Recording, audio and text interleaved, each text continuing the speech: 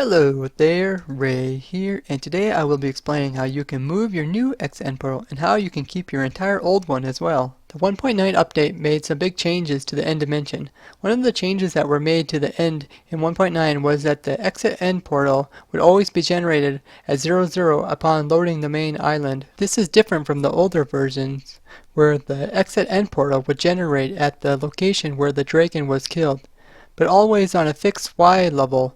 I showed this in a previous video how this could be used to break bedrock in 1.8. Unlike the past updates where you had to travel to new areas or even start a new world, in 1.9 they actually made it so that people with old worlds could actually experience the new 1.9 update in their very own worlds.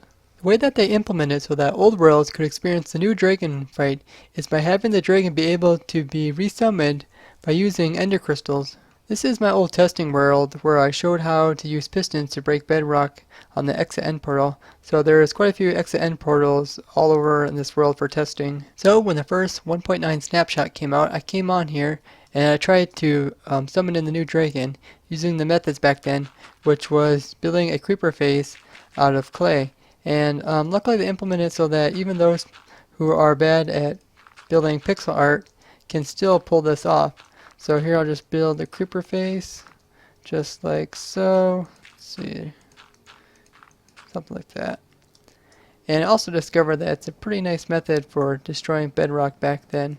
But once it's complete, you can see that the new dragon is summoned in, and that the new XN portal is also summoned in at 00. But you can see that it happened to generate up above this old obsidian pillar here. And some other weird things happen, such that portal is okay. The XN portal that has this decoration on it, just fine. And the XN portal over here happened to turn to some end stone, but the XN portal way out here is completely fine as well. So there's definitely something going on here. Surprisingly, very little of this behavior has changed throughout the snapshots. And a couple months after I discovered this, MicroMacComp showed a video about it. I'm here on my testing world, and you can see that there is this 17 by 17 chunk area marked out on the ground. This is centered on 00.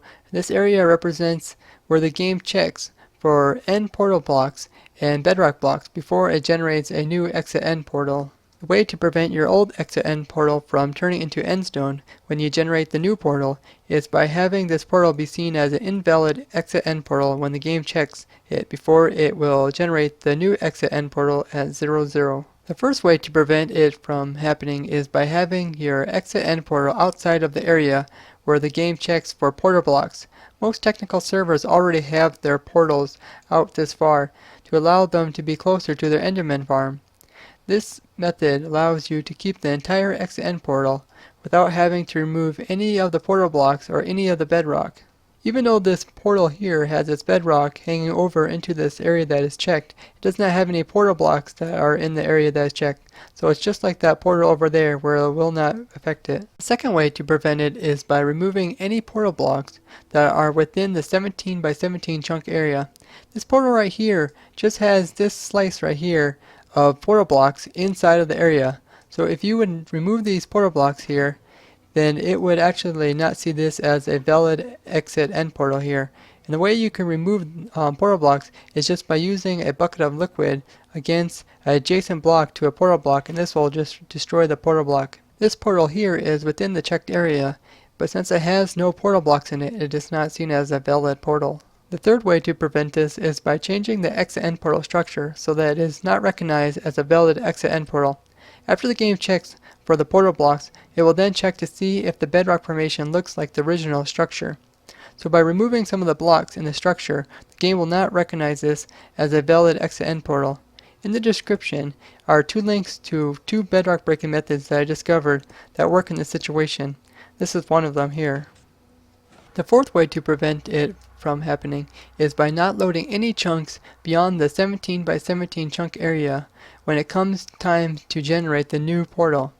So a portal like this that has all the portal blocks inside of the 17 by 17 chunk area that is checked, but has part of its structure outside of the checked area, can be kept in its entirety. This is because after the game checks for the portal blocks, it will then check to see if the bedrock structure is the same. And if part of the bedrock structure is not loaded at the time, it will not be able to see this as a valid exit-end portal. So the way you would normally generate your new exit-end portal after you updated your 1.8 world to 1.9 is by coming around and placing the 4 ender crystals around your old exit-end portal from 1.8. But as you can see, we have modified this exit-end portal so it's no longer a valid exit-end portal. Normally, just placing down 1 ender crystal here would actually give you a new exit-end portal over there. But since I have this exit-end portal loaded right here, and this exit-end portal is now seen as the current exit-end portal that is fully functional, so I would actually have to use this exit-end portal to resummon the new exit-end portal. So the way to get the new exit-end portal to generate, we just need to let the game save by pausing the game or relogging if this is the first time you're 1.9. I have also loaded my render distance because that one portal over there needs a lower render distance, or else the game will see that portal over there and it won't let me make a new portal. So my render distance is quite low now. And now we're here at 0, 0. And this is where the new exit-end portal will generate, so we need to have this area loaded. And all you have to do is place down an ender crystal by the player, and this will just allow the game to see that the player is attempting to summon the dragon, but there is no exit-end portal in range, so that it will just make a new one. Unlike in 1.8, where the exit-end portal can be moved horizontally but not vertically, in 1.9 the exit-end portal can be moved vertically but not horizontally. The location where the new exit-end portal will generate 2 meters underneath of the highest block at 0, 0.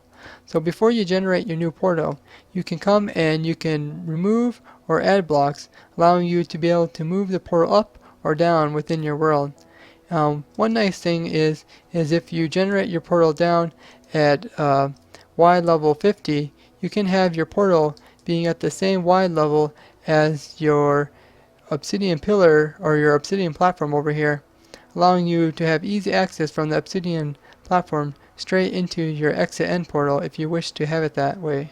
If there isn't any blocks at 0, 0, the portal will generate within part of the void, so that most of the portal is gone, but except for the top half here. You can still summon the Ender Dragon using this very broken end portal here, and the way you do this is by pushing the Ender Crystals down into the void, and then once all the Ender Crystals are in a location where they will be recognized, you can update the portal by placing down an Ender Crystal by hand.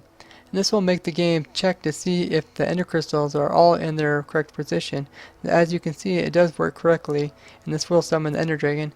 I also showed how this is possible to use the Ender Crystals down in the void to be able to make a base there. If there is a block up at world build limit, then the exit-end portal will generate at the very highest in the world, but all of it will get destroyed except for the bottom half. And as you can see, the portal is here as well, and you can actually summon the Ender Dragon from this location as well. And you can see that since the Ender Crystals are up above the actual build limit, they do not summon in their fire blocks, since they are an actual block. Therefore the Ender Crystals look a little bit different. But you can see that the Ender Crystals work just fine in summoning the Ender Dragon. There is a world download of this world in the description if you would like to check out this world and maybe even try to replicate this for your very own world. There you have it, guys, a way to move your new exit-end portal and 4 ways to keep your old one. So if you found this interesting, show me the like, and if you'd like to see more interesting game mechanics like this, subscribe and don't forget to comment. Bye bye!